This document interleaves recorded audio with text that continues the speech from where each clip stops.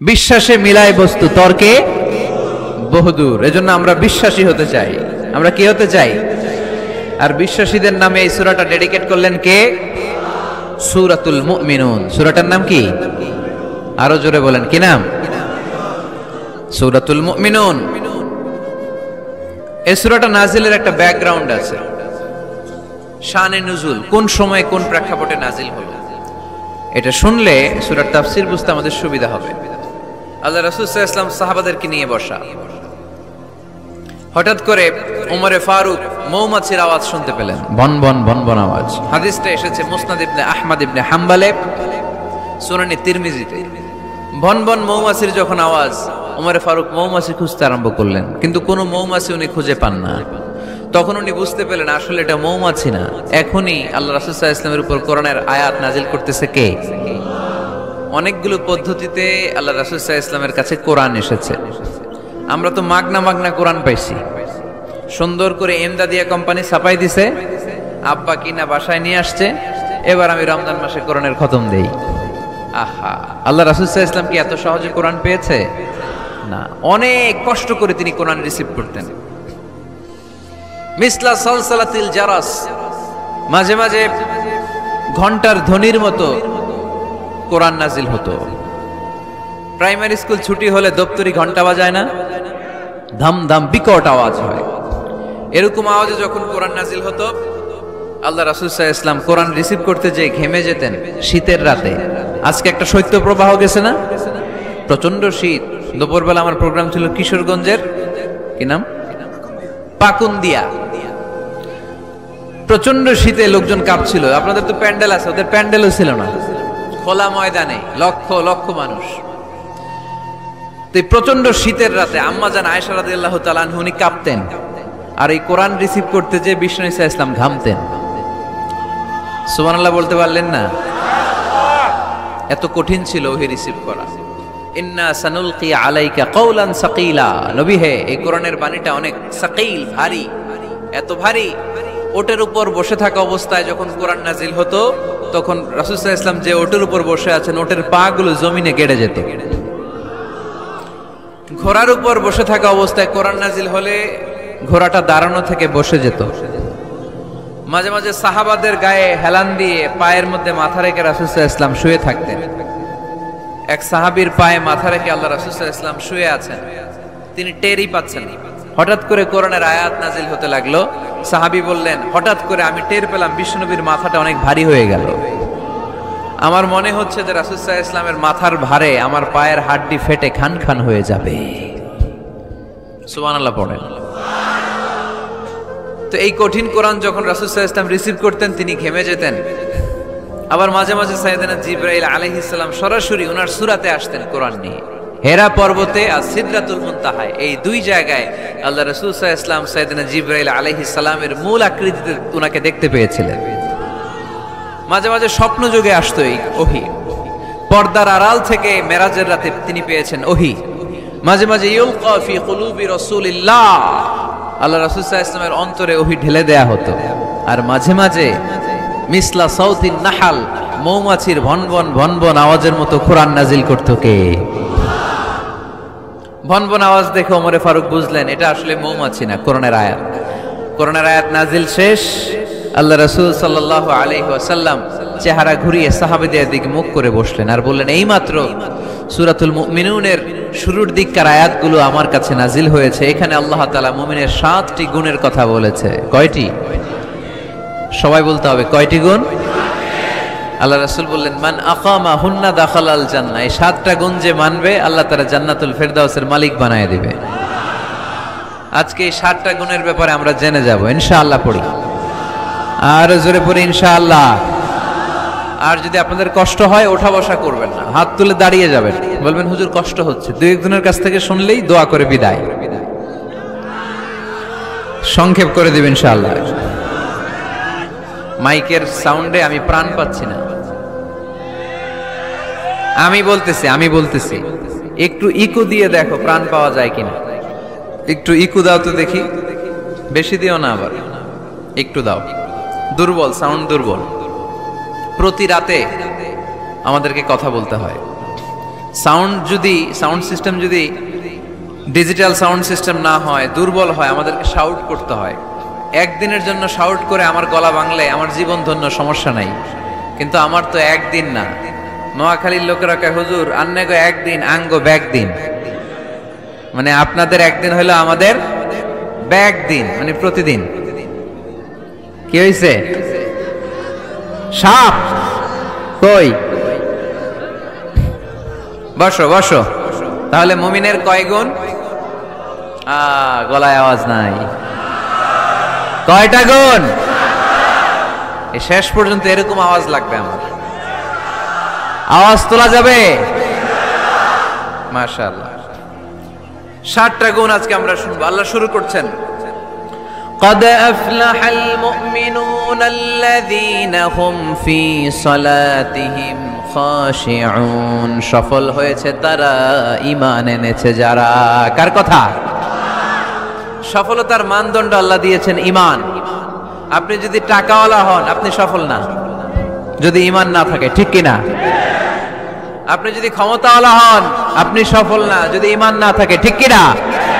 আপনি অনেক বড় সেলিব্রিটি কিন্তু ঈমান নাই, আল্লাহর মানদণ্ডে আপনি সফল না, ঠিক কি না? এজন্য আল্লাহ বলেছেন সফল হয়েছে তারা, ঈমান এনেছে। আমি বলবো সফল হয়েছে তারা, আপনারা বলবেন ঈমান এনেছে যারা। আওয়াজ তুলে বলেন সফল হয়েছে কারা? যারা ঈমানদার তারা সফল। قد أفلح المؤمنون, successful indeed are the believers. তারাই সফল যারা ঈমানদার। তবে যেন ঈমানদার নয়, তাদের 7টা বৈশিষ্ট্য থাকা চাই। কয়টা? 1 নম্বরে আল্লাহ বলছেন আল্লাযীনা হুম ফি সালাতিহিম খাশিউন। তারা যখন সালাতে দাঁড়ায় দিন দুনিয়ার হুঁশ থাকে না, তারা ভীত সন্ত্রস্ত হয়ে আল্লাহর দিকে রুজু হয়ে সালাত আদায় করে। নামাজে যখন দাঁড়াবো দুনিয়ার কোনো হুঁশ জ্ঞান আমাদের থাকতে পারবে? আমাদের হুঁশ থাকবে একদিকে, তিনি কে?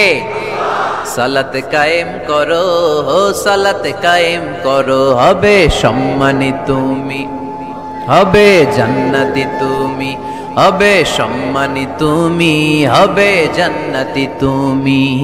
দিবে কাল হাসরে শীতল ছায়া আরশে আজিম, রাব্বিয়াল আলা রাব্বিয়াল আযীম।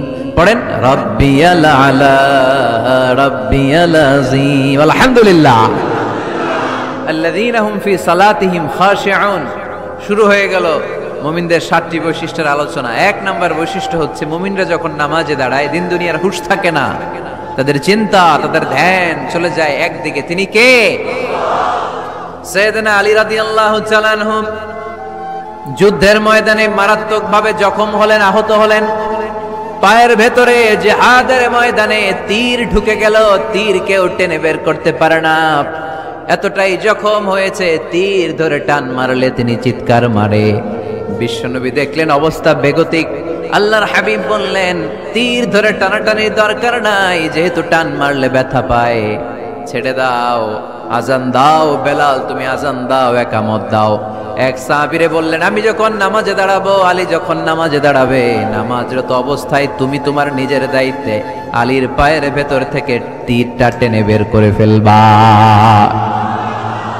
আজান দেয়া হলো, একামত হলো, বিষ্ণু ঈসা ইসলাম নামাজ পড়তে শুরু করলেন।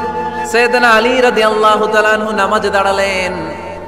ওই সাহাবী দাঁড়ান নাই। বিশ্বনবীর পরামর্শ অনুযায়ী কাতারের ভেতর দিয়ে যে বিশ্বনবীর মেয়ের জামাতা সাইয়েদনা আলী রাদিয়াল্লাহু তাআলা আনহুর পা থেকে টান মেরে তীর বের করেছে। টান দিয়ে তীর খোলা হয়েছে, কিন্তু সাইয়েদনা আলী মুহূর্তের জন্য টের পান না। আগে টান মারতেছে, ব্যথা পায়, চিৎকার মারে, চিৎকার মারে, কিন্তু সালাতের অবস্থায় টান মেরে তীর বের করেছে, উনি টেরই পান নাই। আল্লাহু আকবার। তার মানে যখন নামাজে তিনি দাঁড়িয়েছেন দিন দুনিয়ার হুঁশ তার ছিল না, তার হুঁশ, জ্ঞান, চিন্তা, ধ্যান সব কিছু চলে গিয়েছে একজনের দিকে, তিনি কে? এজন্য বিশ্বনবী বলতেন আনতা আবুদাল্লাহা কাআন্নাকা তারা ফাইন লাম তাকুন তারাহু ফাইন্নাহু ইয়ারাক। এমন ভাবে নামাজ পড়বে মনে করবে তুমি আল্লাহকে দেখে দেখে নামাজের মুসল্লায় আছো, ঠিক কি না? যখন নামাজ পড়বা ভাববা তুমি আল্লাহকে দেখছো। আর যদি এটা কষ্ট হয় অ্যাটলিস্ট এটা ভাবো যে আল্লাহ তোমায় দেখছে। আমাদেরকে দেখে কে? আমি যে নামাজ পড়ি দেখে কে? এই চিন্তাটা মাথায় থাকার দরকার আছে না নাই?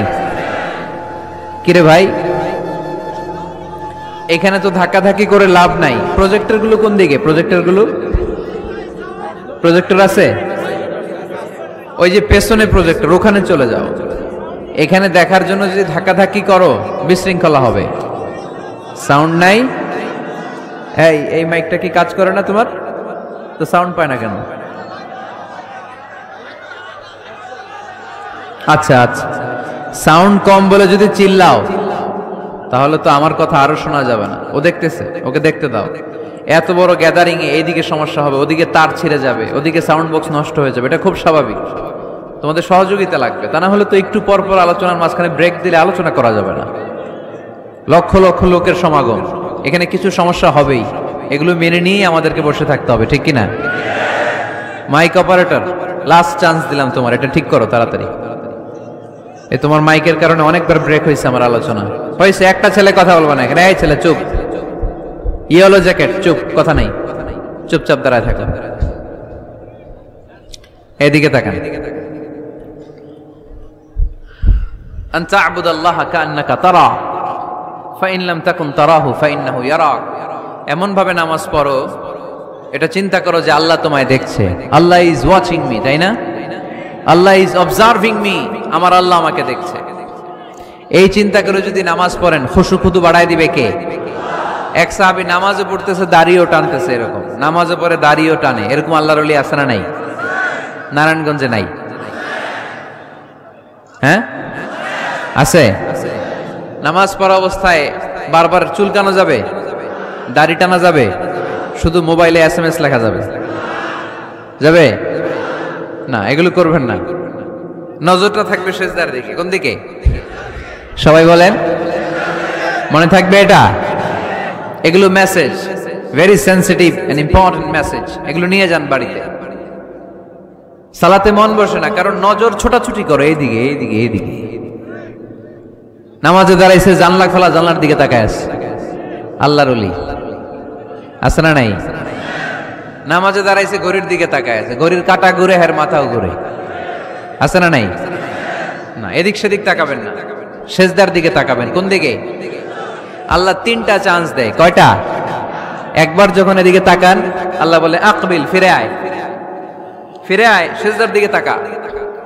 আবার যখন তাকান, আল্লাহ বলে আকবিল, ফিরে আয়, সেজদার দিকে তাকা। আবার যখন ঘড়ির দিকে তাকান নামাজে, আল্লাহ বলে ফিরে আয়, সেজদার দিকে তাকা। তিনবারের পরও যখন আবার অন্যদিকে নজর করেন, আল্লাহ বলে লা হাজাত লি ইলা সালাতিক, তোর এই নামাজের দরকার আমার নাই। নাউজুবিল্লাহ পড়বেন না? যে আল্লাহরে খুশি করার জন্য এত সময় ব্যয় করে, এই কষ্ট করে শীতের রাতে ওযু করে নামাজে দাঁড়ালাম, ওই আল্লাহ যদি বলে এই নামাজের দরকার নাই। এখানে কি হয়েছে ভাই? দেখতেছেন যে জায়গা হচ্ছে না, তো ওইখানে ধাক্কাধাক্কি করবেন কেন? আপনি পিছনে চলে যান, অ্যাবাউট টার্ন, পেছনে যান, যে প্রজেক্টরে দেখেন, যান। যেখানে জায়গা হবে না ওখানে ধাক্কা দিবেন কেন আপনি? এই জনস্রোতের ধাক্কা অনেকে আহত হয়, এটা করবেন না প্লিজ, এটা করবেন না। আর অল্প অল্প কিছু সময় আমরা কথা বলবো, বারবার ব্রেক করলে তো হবে না, এটা বুঝতে চায় না অনেকে। প্লিজ এরকম করবেন না। একজন আলোচক যখন কথা বলে, তার আলোচনার একটা ফ্লো থাকে, ওই ফ্লোতে সে এগোয়, তার শ্রোতাকে সে কি বলবে একটার পর একটা কথা তাকে প্রেজেন্ট করতে হয়। একটু পরে যদি দেখে হুজুর মাইক নাই, ওদিকে কয় আওয়াজ নাই, আরেকজন কয় আমি নাই, কিছুক্ষণ পরে দেখা যাবে আমিও নাই, আমিও চলে যাব। তো এগুলো করো না, আর অল্প কয়েক মিনিট। তো নামাজে নজরটা থাকবে কোন দিকে? অনেকে এগুলো করে, অনেক মুরব্বী বাবারাও করে, আমি দেখেছি। মুরব্বীরা অনেক সময় নামাজ পড়ে ঘরে কেউ ঢুকলে এমনি তাকায়, আছে না নাই? মুরব্বী বাজানকে বুঝাই দিবেন যে নিয়ম হচ্ছে সেজদার দিকে তাকানো। কোন দিকে তাকানো? খেয়াল থাকবে তো। সাহাবারা যখন নামাজে দাঁড়াতেন, সফরে যখন মরুভূমিতে সালাত আদায় করতে দাঁড়াতেন, মরুভূমির পাখিগুলো সাহাবাদের মাথায় এসে বসে যেত, কারণ পাখি মনে করতে এগুলো খেজুর গাছ। কি গাছ? নড়ে না, চড়ে না, ঠায় দাঁড়িয়ে আছে। পারা যাবে না এরকম নামাজ পড়তে? ইনশাআল্লাহ পড়েন। আল্লাযীনা হুম ফি সালাতিহিম খাশিউন, মুমিনদের প্রথম গুণ, তারা যখন নামাজে দাঁড়ায় ভীত সন্তুষ্ট হয়ে খুশু খুদুর সাথে একাগ্রতার সাথে নামাজ পড়ে। With full of solemnity and submission, ডানে বায়ে তাকায় না। তারা সব সময় টেনশনে থাকে, আল্লাহ আমার নামাজ কবুল করলো তো? আর তারা ভাবে হতে পারে এটাই আমার জীবনের শেষ নামাজ। It could be my final salah. Perform the salah as if this is your last and final prayer. এমন ভাবে নামাজ পড়ো, চিন্তা করো যে হতে পারে এটাই তোমার জীবনের শেষ নামাজ, আর হয়তো আমি আল্লাহর সিজদা দেওয়ার সুযোগ পাবো না। আজকের মাহফিল শেষ করে আমরা বাসায় পৌঁছতে পারবো, কোনো গ্যারান্টি আছে আমার? আর 10 মিনিট হায়াত আছে আমার, কোনো গ্যারান্টি নাই। আর 2 মিনিট বাঁচবো, গ্যারান্টি আছে? শ্বাস যেটা নিলাম এটা ফেলতে পারবো, গ্যারান্টি আছে? তো মুসল্লায় যে দাঁড়াইলেন, নামাজ যে পড়লেন, এরপরে আরেকবার নামাজের সুযোগ পাবেন, গ্যারান্টি আছে? তো তাহলে প্রত্যেক নামাজের সময় মুসল্লায় দাঁড়িয়ে আমরা এটা ভাবি না কেন যে এটাই হতে পারে আমার শেষ নামাজ? This could be my final salah, হতে পারে এটাই আমার শেষ নামাজ। এরকম চিন্তা নিয়ে যদি আপনি নামাজে দাঁড়ান, তাহলে মন এদিক সেদিক যাবে। অনেকে নামাজেও দাঁড়ায়, আবার টেলিভিশনে কোন নিউজ দিচ্ছে ওইটার টেনশনও থাকে, আছে না নাই? নামাজেও দাঁড়ায় শেয়ার বাজারের দাম বাড়লো না কমলো, টেনশন করে। নামাজেও দাঁড়ায় মাশরাফি ছক্কা মারলো না আউট হইলো, টেনশন আছে না নাই? যার যেদিকে আগ্রহ ওইটা নিয়ে পড়ে থাকে নামাজে, ওই নামাজকে আল্লাহ কবুল করবে? এজন্য এমন ভাবে সালাতে দাঁড়াবো, ভাববো যে হতে পারে এটাই আমার জীবনের শেষ নামাজ। আজকে যদি বলা হয় রাত 12টায় মালাকুল মাউত এসে আপনার রূহ নিয়ে যাবে, this night is your last night in your life, আপনার জীবনে এটা শেষ রাত, এখন আপনি যে নামাজের সুযোগটা পাবেন, লাস্ট চান্স, আপনি ওই দিন কি করবেন? আহা, কত সুন্দর করে অজু বানাবেন, তাই না? সাদা ধবধবে পাঞ্জাবি পরে আতর মাখবেন, মুসল্লাটা বিছিয়ে, হায় রে কি সুন্দর নামাজ, কি সুন্দর রুকু দিবেন আপনি। ওই দিনের রুকুটা হবে আপনার জীবনের শ্রেষ্ঠ রুকু, ওই দিনের সেজদা হবে আপনার জীবনের শ্রেষ্ঠতম সেজদা। সেজদায় লুটিয়ে পড়ে চোখের পানি দিয়ে আপনি জায়নামাজ ভিজিয়ে দিবেন, তাই না? কারণ আপনি confirm this is your last salah, এটা আপনার শেষ নামাজ। তো প্রত্যেক ওয়াক্তে যে দাঁড়াই, কোনো গ্যারান্টি আছে যে আরেকটা নামাজের সুযোগ পাবো? তাহলে প্রতি ওয়াক্তেই আমরা এটা ভাবি না কেন যে এটা আমার জীবনের শেষ নামাজ হতে পারে? বিশ্বাসীরা যখন নামাজে দাঁড়ায় তারা ভাবে it could be my last and final salah, চিল্লায় বলতে হবে ঠিক কি না? এজন্য আল্লাহ বললেন ক্বাদ আফলাহাল মুমিনুনাল্লাযীনা হুম ফি সালাতিহিম খাশিউন, সফল হয়েছে তারা, ঈমান এনেছে যারা। ঈমানদারের প্রথম গুণ, তারা যখন নামাজের জন্য মুসল্লায় দাঁড়িয়ে যায়, দিন দুনিয়ার হুঁশ তার থাকে না, তার ধ্যান জ্ঞান চলে যায় একজনের দিকে, তিনি কে? ধীরস্থির ভাবে সালাত করতে হবে, তা'দিলুল আরকান মেইনটেইন করতে। এক সাহাবী নামাজ পড়ে আল্লাহ রাসূল সাল্লাল্লাহু আলাইহি ওয়াসাল্লামের কাছে আসলেন। আল্লাহ রাসূল বললেন সল্লি ফাইন্নাকা লাম তুসল্লি, যাও নামাজ পড়ো, নামাজ হয় নাই। আবার নামাজ পড়লেন, আবার আসলেন, আল্লাহ রাসূল একই কথা বললেন, সল্লি ফাইন্নাকা লাম তুসল্লি, repeat your salah because you didn't offer your salah in a correct way, in a correct manner, সঠিক পদ্ধতিতে সালাত হয়নি। উনি কি করবেন? আবার যে বললেন, আবার আসলেন, আল্লাহ রাসূল বললেন সল্লি ফাইন্নাকা লাম তুসল্লি, সালাত পড়ো, হয় নাই। এবার সাহাবী কেঁদে দিলেন, বললেন ইয়া রাসূলুল্লাহ, এর চেয়ে ভালো করে তো আমি পড়তেই জানি না। আল্লাহ রাসূল সাল্লাল্লাহু আলাইহি ওয়াসাল্লাম সাহাবীকে জড়িয়ে ধরলেন, বললেন আসো তোমারে শিখাইয়া দেই, যখন নামাজে দাঁড়াবা তাড়াহুড়ো করবে না। There is no rushing in salah, there is no hastiness in salah, সালাতে তাড়াহুড়ো নাই। যখন দাঁড়াবা রিল্যাক্স, যখন রুকুতে যাবা রিল্যাক্স, সিজদায় লুটিয়ে পড়বা রিল্যাক্স। তাড়াহুড়ো করা যাবে? রুকুতে যখন যাবা পিঠটাকে সোজা করবা, স্ট্রেট ফরওয়ার্ড। আল্লাহ রাসূল সাল্লাল্লাহু আলাইহি ওয়াসাল্লাম যখন রুকু দিতেন, ওনার রুকু দেওয়া পিঠটা এতটাই স্ট্রেট ফরওয়ার্ড আর সোজা হতো, সাহাবারা বলতেন এখানে পানির গ্লাস রেখে দিলে পানিটাও কাঁপতো না, গ্লাসটাও নড়তো না। তার মানে রুকুর পিঠ খুব বাঁকা ছিল, তাই না? কি ছিল? স্ট্রেট ফরওয়ার্ড, সোজা। লা ইয়াসুব্বু ওয়ালা ইয়াকনিউ, আমাদের অনেকের মাথা অনেক নিচু চলে যায়, অনেকেরটা এরকম থাকে না, স্ট্রেট ফরওয়ার্ড। আল্লাহ রাসূল সাল্লাল্লাহু আলাইহি ওয়াসাল্লাম বললেন সবচেয়ে বড় চোর যে নামাজে চুরি করে। সাহাবারা বললেন কাইফা ইয়াসরিকু ফিস সালাহ ইয়া রাসূলুল্লাহ, হে আল্লাহ রাসূল সালাতে আবার চুরি করে কেমনে? আল্লাহ রাসূল সাল্লাল্লাহু আলাইহি ওয়াসাল্লাম বললেন ইয়াসরিকু ফি রুকুইহি ওয়া সুজুদিহি, রুকু সিজদায় চুরি করে, পিঠ সোজা করে না। রুকু থেকে সোজা হয়ে দাঁড়িয়ে কয়েক সেকেন্ড অপেক্ষা করা এটা ওয়াজিব। দুই সেজদার মাঝখানে 1-2 সেকেন্ড স্থির হয়ে বসে থাকা ওয়াজিব। আমাদের অনেকেই রুকু থেকে কোন রকম নামকাওয়াজ মাথাটা উঁচু করে সেজদায় দৌড় মারে, আছে না নাই? এক সেজদা দিয়ে কোন রকম মাথাটা তুলে আরেক সেজদায় দৌড় মারে, আছে না নাই? এরা রুকু সেজদায় চুরি করে, এরা নামাজ চোর। এরকম করা যাবে? তাড়াহুড়ো করবেন? কখনো তাড়াহুড়ো করা যাবে? নামাজে তাড়াহুড়ো নাই। নামাজে কি নাই? নামাজে করতে হবে রিল্যাক্স। নামাজে কি করব? সবাই বলেন কি করব? যারা তাড়াহুড়ো করে এদেরকে বলতে পারবেন এটা যে তুমি তাড়াহুড়ো করছো কেন? নামাজে তুমি রিল্যাক্স করবা। যখন রুকুতে যাবা হাত্তা তাতমাইন্না রাকিআন, রিল্যাক্সের সাথে রুকু, পিঠটা সোজা। সিজদায় লুটিয়ে পড়বা, তুমি তো আল্লাহর কাছে চলে গিয়েছো। আকরাবু মা ইয়াকুনুল আবদু মির রাব্বিহি ওয়া হুয়া সাজিদ ফাআকসিরু ফীহি দুআ। আল্লাহ রাসূল বললেন বান্দা যখন সিজদায় লুটিয়ে পড়ে, বান্দা তখন আল্লাহর সবচেয়ে কাছে চলে যায়। ফাআকসিরু ফীহি দুআ, তাই তখন বেশি বেশি দোয়া করো। আমরা যখন মসজিদের কার্পেটে সিজদা দেই, দেখা যায় যে সেজদাটা কপালটা কার্পেটে পড়ে, জায়নামাজে পড়ে, মসজিদের টাইলসে পড়ে। কিন্তু বিশ্বনবী বলে না, টাইলসে পড়ে না, জায়নামাজে পড়ে না, তোমার সেজদাটা আল্লাহর কুদরতি পায়ের উপর যেয়ে পড়ে। এজন্য তাড়াহুড়ো করা যাবে না। ইদা উকিমাতিস সালাহ ফালা তাতুহা তাসআউন, যখন একামত হয়ে যায় দৌড়াদৌড়ি করে রাশিং করে নামাজে যেও না। ওয়া আতুহা তামশুন, রিল্যাক্সের সাথে যাও। ফামা আদরাকতুম ফাসাল্লু, যে যতটুকু পাও ইমাম সাহেবের সাথে পড়ো। দেরি হয়ে গেলে ওমা ফাতাকুম ফাআতিমু, যেটা ছুটে গেছে একা একা পড়ো। 4 রাকাত পেয়েছি 2 রাকাত, বাকি 2 রাকাত একা একা পড়ার সুযোগ আছে না নাই? তো তাড়াহুড়ো করেন কেন আপনারা? আর তাড়াহুড়ো করবেন? অনেকে ওযুখানায় তাড়াহুড়ো করে। মাগরিবের নামাজ ইমাম সাহেব শুরু করছে, ওয়াদ-দুহা ওয়াল লাইলি ইযা সাজা, সবার মুখস্থ আছে না নাই? তো উনি তখন হাত ধুইতেছে, এখনো মাথা মাসে আর পা ধোয়া বাকি। উনি হিসাব মিলায় ফেলছে, তাড়াহুড়ো করে দৌড় দিতে হবে, তা না হলে রাকাত পাওয়া যাবে না। মসজিদের টাইলস ছিল পিছলা, উল্টায় পড়ছে, লুঙ্গি একদিকে মুসল্লি আরেকদিকে। এরকম আছে না নাই? আমাদের এলাকায় একজন এরকম দৌড় মেরে পা ভেঙে ফেলছে, উল্টায় পড়ে, লুঙ্গি একদিকে ও আরেকদিকে।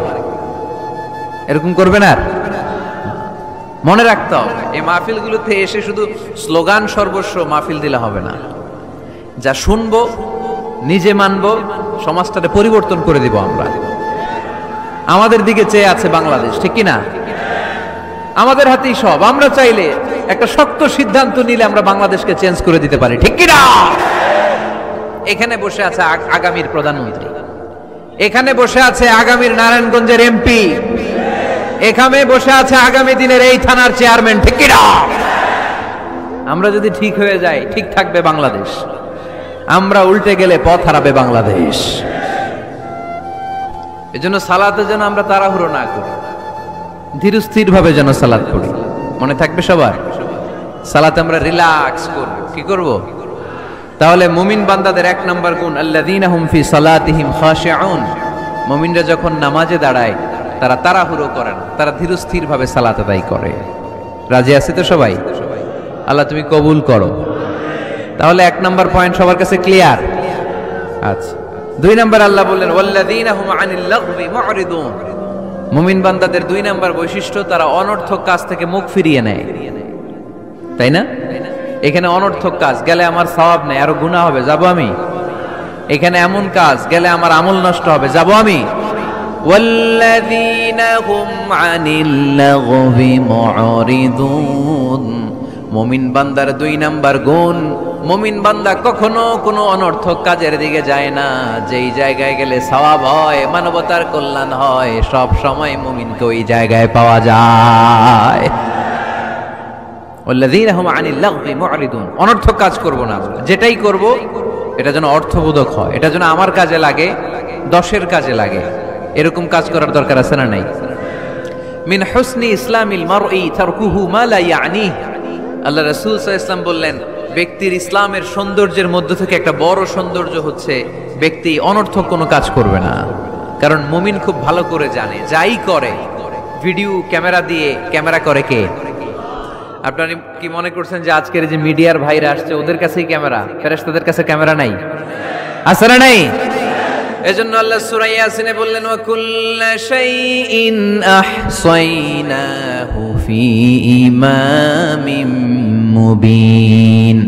দুনিয়াতে তোমরা যা করো, যেখানে যাও, যে কাজের সাথেই সম্পৃক্ত হও না, তোমাদের সব কাজগুলোকে ইমামুম মুবিন নামক ভিডিও ক্যামকর্ডার দিয়ে ধারণ করে কে? আবার মুমিন জানে মা ইয়ালফিযু মিন কাউলিন ইল্লা লাদাইহি রাকীবুন আতীদ। মুমিন জানে মুখ দিয়ে আমি যা বলি, যে বাক্যই উচ্চারণ করি, যে শব্দ উচ্চারণ করি, ফেসবুকের কমেন্টস বক্সে যেই কমেন্টস আমি টাইপ করি, এই সবগুলো দেখে কে? রাকীবুন আতীদ নামে দুইজন ফেরেশতা আছে, সব কিছু নোট করে নেয়, ঠিক কিনা? মুখে যা বলবো এটাও অর্থবহ হইতে হবে, যা লিখবো তাও অর্থবোধক হইতে হবে, ঠিক কিনা? এখন তো বলার চেয়ে আমরা টাইপ করি বেশি। ফেসবুকে কমেন্টস অপশন আছে না নাই?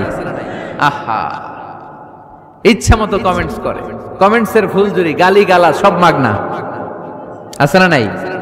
নারায়ণগঞ্জের ছেলেরা অবশ্য এগুলো করে না, এখানকার ছেলেরা ভালো, অনেক দেখেই বোঝা যাচ্ছে খুব শান্তশিষ্ট। কমেন্টেও আমি কি লিখলাম এ ব্যাপারেও হিসাব চাইবে কে? কান দিয়ে আমি কি শুনি হিসাব চাইবে কে? চোখ দিয়ে কি দেখি হিসাব চাইবে কে? এজন্য যা মন চায় চোখ দিয়ে দেখা যাবে, যা মনে চায় মুমিন কান দিয়ে শুনতে পারে। যেন কানে শুনি সদা তোমার কালাম, হে খোদা চোখে যেন দেখি শুধু কোরআনের আয়াত, শোনো আমারে মুনাজাত। পড়েন, শোনো শোনো ইয়া ইলাহি আমারে মুনাজাত, শোনো আমারে মুনাজাত। পড়ি আমিন। এজন্য মুমিন বান্দার 2 নাম্বার গুণ ওয়াল্লাযীনা হুম আনিল লাগবি মুরিদুন। অনর্থক কাজে আমরা যাব না। যাব? তোমরা যুবকরা মিলে অনেক কিছু করতে পারো, ব্লাড ক্যাম্পেইন করতে পারো, রক্ত দেওয়ার মাধ্যমে জীবন বাঁচানো যায়, ঠিক কিনা? তোমরা যুবক ছেলেরা মিলে বৃক্ষ রোপণ কর্মসূচি করতে পারো, তোমরা যুবক ছেলেরা মিলে পরিচ্ছন্নতা অভিযান চালাতে পারো এলাকায়। তোমরা চাইলে সবাই মিলে দাঁড়িয়ে সমাজ থেকে ইফটিজিংকে তাড়াতে পারো। তোমরা চাইলে সমাজ থেকে যৌতুকের মতো মরণ ব্যাধিকে ঝাড়ু পেটা করে বিদায় করতে পারো। তোমরা চাইলে আগামীর বাংলাদেশকে সোজা পথে উঠিয়ে দিতে পারো। ওয়াল্লাযীনা হুম আনিল লাগবি মুরিদুন। মুমিনরা আজে বাজে কাজে যায় না, যে কাজে গেলে নিজের কল্যাণ, দেশের কল্যাণ, দশের কল্যাণ, মুমিন ওই কাজ করে, ঠিক কিনা?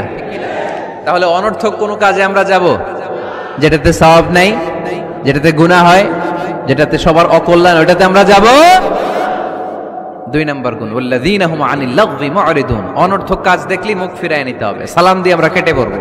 আর ভালো কাজে আমি সবার আগে, ভালো কাজে আমি। যুগ জামানা পাল্টে দিতে চাই না অনেকজন, এক মানুষই আনতে পারে জাতির জাগরণ। এক মানুষই বিপদকালে বাঁচায় কাফেলায়, ক্ষুদ্র ডিঙ্গি বাঁচায় জাহাজ অসীম দরিয়ায়। সমাজ পরিবর্তনের জন্য এতজন দরকার নাই, একটা উমর হইলে বাংলাদেশ সোজা হয়ে যাবে, ঠিক কিনা?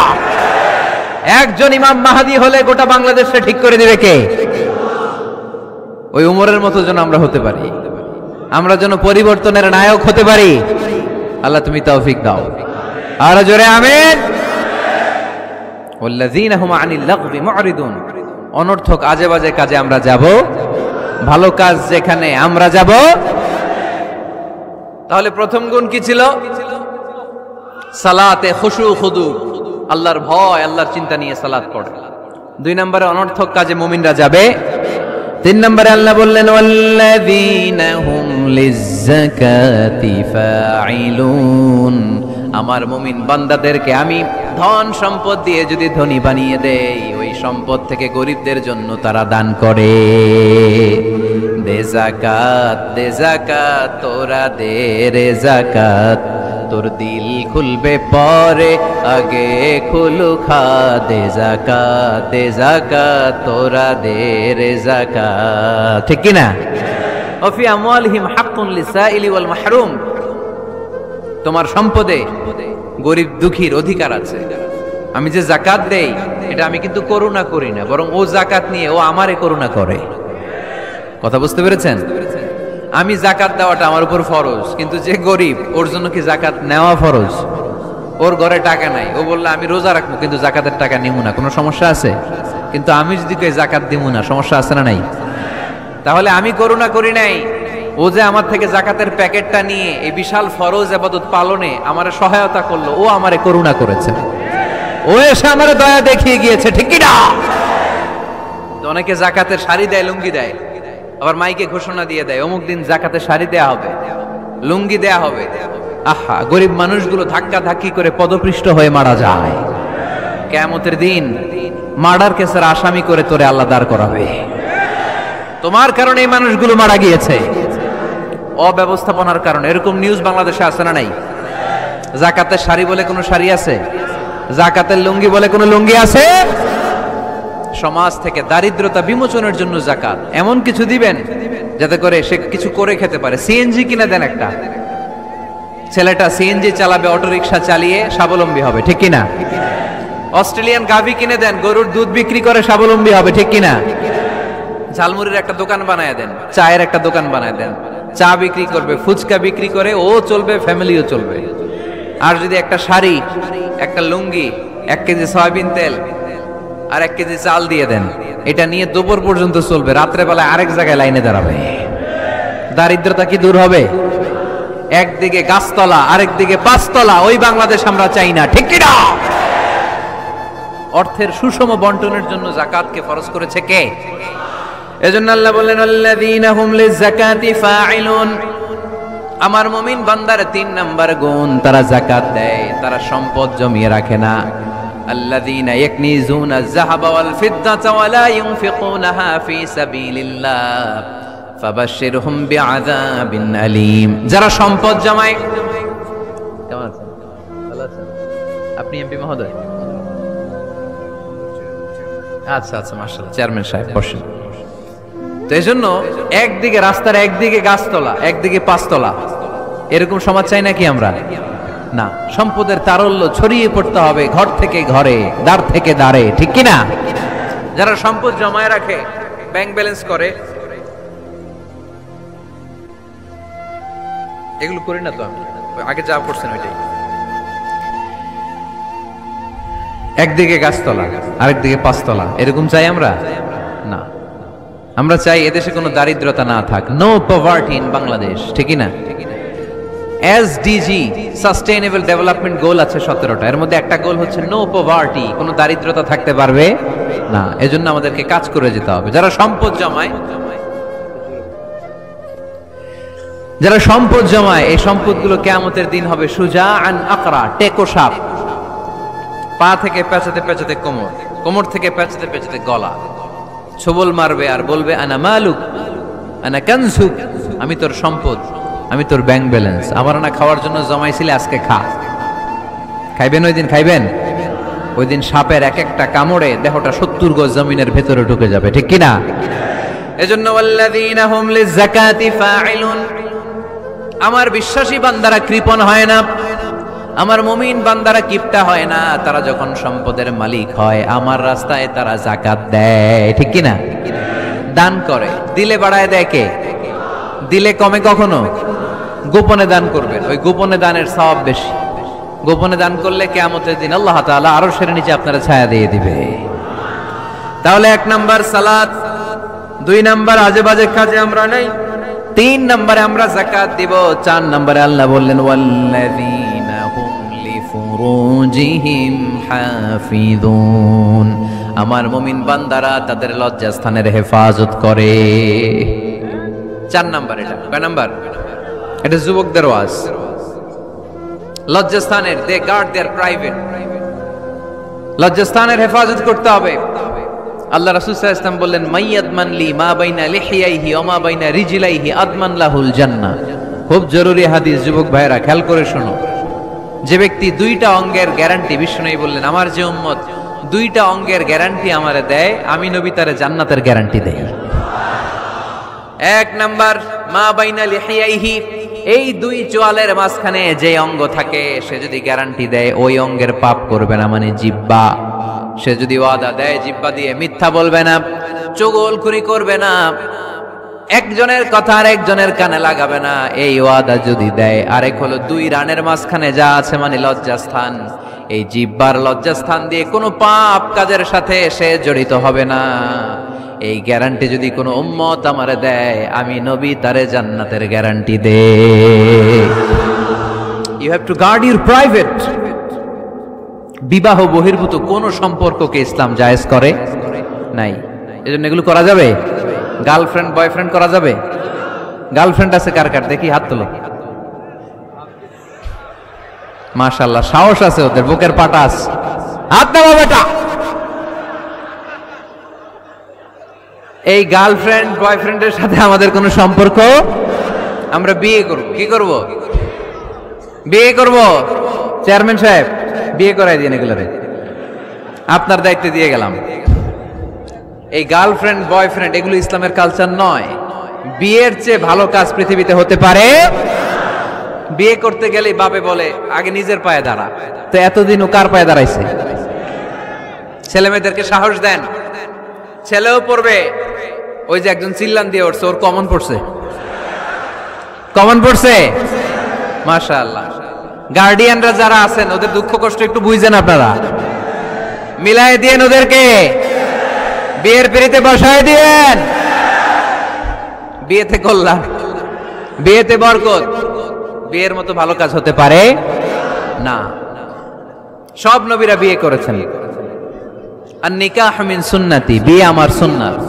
ফামান রাগিবা আন সুন্নতি ফালাইসা মিন্নি, যে আমার সুন্নতকে ভালোবাসে না সে আমার উম্মত হতে পারে না। বিয়েটাকে সহজ করে দেন। যেই সমাজে বিয়ে সহজ ওই সমাজে জিনা কঠিন, তাই না? যেই সমাজে জিনা সহজ ওই সমাজে বিয়ে কঠিন। আমাদের সমাজে জিনা করা সহজ, বিয়ে করতে লাগে 10 লাখ, জিনা করতে লাগে 1000, ঠিক কি না? 10 লাখ টাকা ছাড়া বিয়ে করা যায় না। এটা লাগবে ওইটা লাগবে, এই দাও ওই দাও, মোহর দাও, বিশাল অঙ্কের মোহর। 10 লক্ষ টাকা ধার্য না করলে মেয়ে দিবে না, এরকম আছে না নাই? না, এগুলো আসলে ইসলামিক কালচার না। ছেলের বাবা মেয়ের বাবা উভয়কে আমি বলি বিয়েটা সহজ করে দেন, সহজ করে দেন। ছেলে পড়াশোনা করুক, সমস্যা নাই, মেয়েও পড়ুক, কিন্তু তারা পবিত্রভাবে তাদের সম্পর্ককে মেনটেন করুক, ঠিক কিনা? তাদের এই যৌবনের তাড়নায় যে পাপের সাথে জড়াবে তার পার্সেন্টেজ গুণা বাবা হিসেবে আপনার কাঁধেও আছে না নাই? এজন্য বাবারা সাবধান, মায়েরা সাবধান, বিয়েটাকে সহজ করেন। এই এলাকার যুব সংঘ যারা আছো, তোমরা একটা ক্যাম্পেইন করবা এই মাহফিলের পরে, টাইমলি ম্যারেজ ক্যাম্পেইন।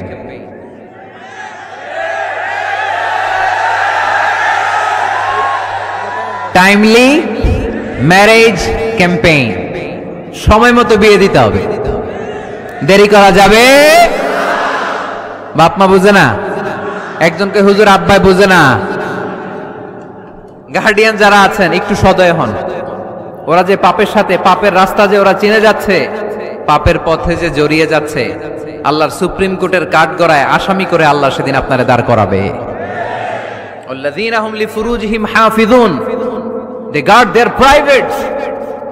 মুকদ্দমাতুল হারামে হারাম। এট এ গ্ল্যান্স একটা নারীর দিকে চোখ পড়ে যাওয়া এটা হারাম না, কিন্তু এই চোখ পড়ার কারণে এটা জেনার দিকে নিয়ে যাবে, এজন্য এটাকেও হারাম করেছে কে? মুকদ্দমাতুল হারামে হারাম। এই নজরটা বড় খারাপ। আন-নাযার সাহামুন মাসমুমুন মিন সিহামি ইবলিস। এই নজর হচ্ছে শয়তানের বিষ মাখানো তীরের মধ্যে থেকে একটা ভয়ঙ্কর তীর। এই তীর দিয়ে শয়তান যুবক আর যুবতীদেরকে কাবু করে ফেলে।